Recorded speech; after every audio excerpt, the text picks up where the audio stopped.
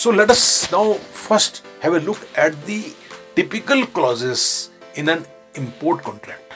What are the typical clauses that are there in a typical international purchase order? Or you can also call it as the sales contract or sales order, whatever it is. So there are clauses and the mentions of the subject matter in this way, starting with the parties to the contract, which means who are the parties to the contract, that is the buyer and the seller, the address, the company name, and the essential information.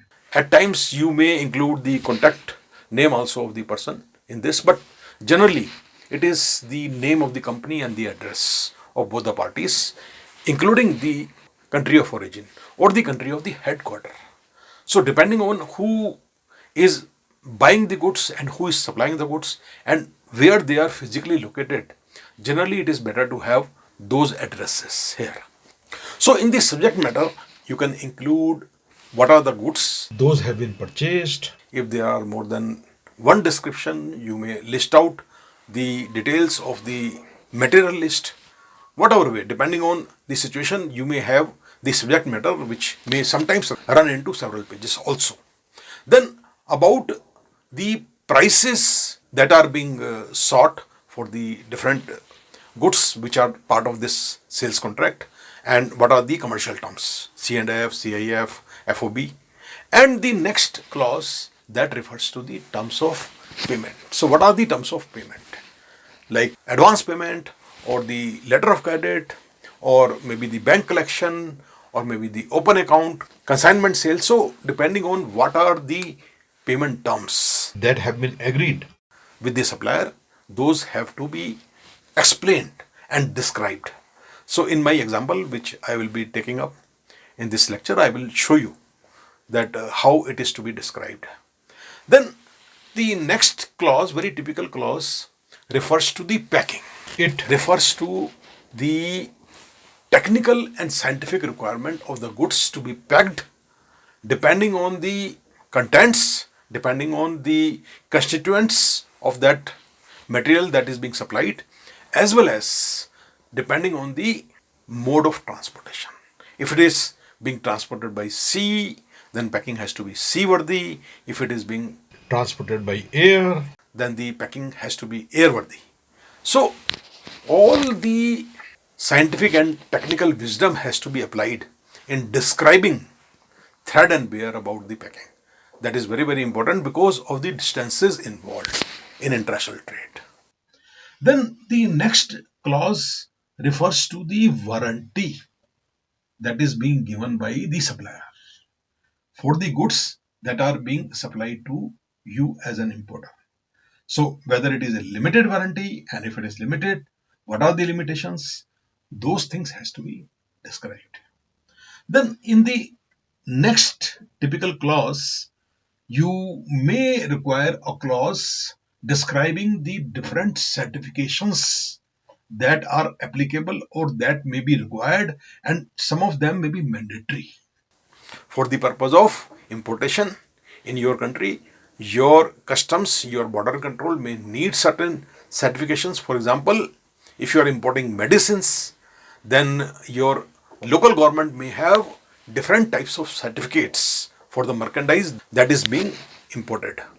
And this certification may also be required for the technical identification of the goods by the local customs or any other local authorities in your country. These certifications are important. Another very important role of these certifications is to ensure that the goods that are being supplied are of the quality that is desired by you. So these are the different purposes of these certifications. Then in the next clause, you may be typically talking about the confidentiality. So the demand of confidentiality, that may be absolute, that may be limited confidentiality. So with some kind of escape for both the parties, because of some government rules and regulations, you may have to disclose some of the contents of the contract. So with those exceptions, in general, the confidentiality may be required to be maintained. for this contract. So that has to be described in this particular clause. So in my example, I will show you how it has been described in a particular case that I'll be taking up. Then another typical contract clause refers to the arbitration clause. So in this arbitration clause, the purpose is that what is the jurisdiction of the dispute settlement in case of any conflict that may arise in the course of the execution of this contract and this particular transaction. So, for example, what is the jurisdiction, what is the country, the law of which will be applicable to this particular contract, and in case of any dispute, which authority in a particular country or in a group of countries would be responsible for the arbitration. So those things will be described, that I will be showing you with my example very soon in this lecture. And the next typical clause refers to the force majeure.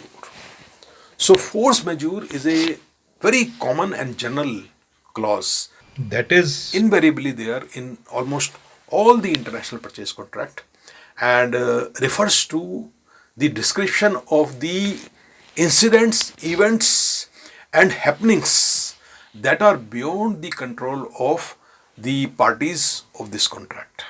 So if any such kind of event happens and it may have some kind of impact on the transaction or the physical safety of the goods that is beyond the control of anyone, those things are described in this particular clause in order to not make any of the parties liable for things that are out of their control.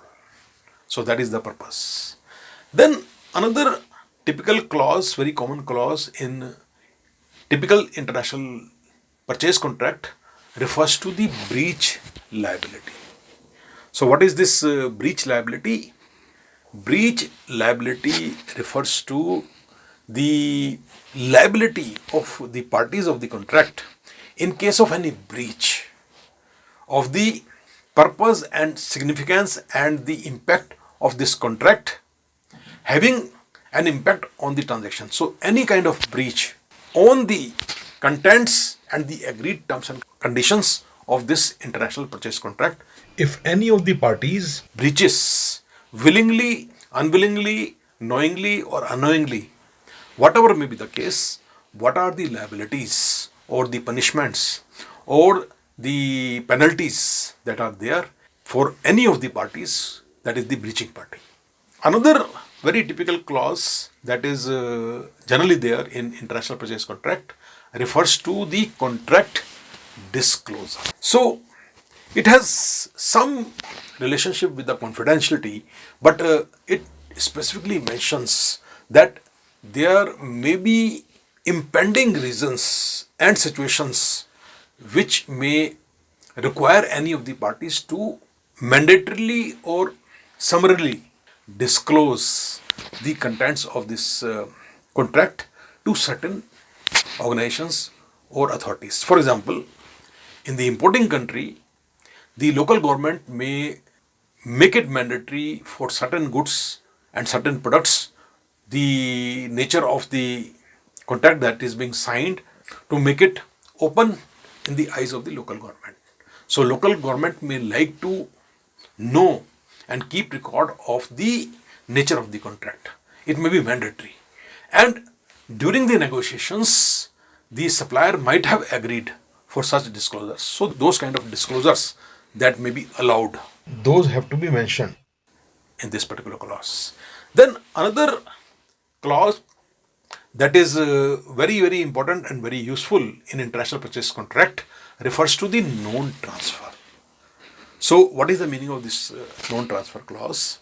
It is in the interest of the importer, you as an importer, that the order that has been signed, liabilities and the obligations as per the contract are not transferred to any third party that is not present in the present international purchase contract. So any of the responsibilities, obligations, risks without the explicit permission of the importer, those are not transferred to a third party. So, to avoid such situations wherein you suddenly realize that you are not dealing with the particular supplier that is part of this contract, and suddenly you find that some other party that is unknown to you is now in the picture and the goods will be supplied by some other party. So, that situation has to be avoided. So, this particular clause will be very, very important for that purpose. Then, another clause refers to the miscellaneous items. So, any items that may be important and necessary for the subject matter, for the goods in question, for the situation in question, and the type of transaction, some of the things that cannot be included in the other typical clauses of an international purchase contract, those things can be included in this particular clause, that is the miscellaneous clause. So, in my example, I will show you what kind of matters can be part of this particular clause. And finally, these are not all the exhaustive list of the clauses that are included in a typical purchase contract, but these are very common. So, the last clause refers to the attachments in this contract. So, I will show you one example what kind of attachments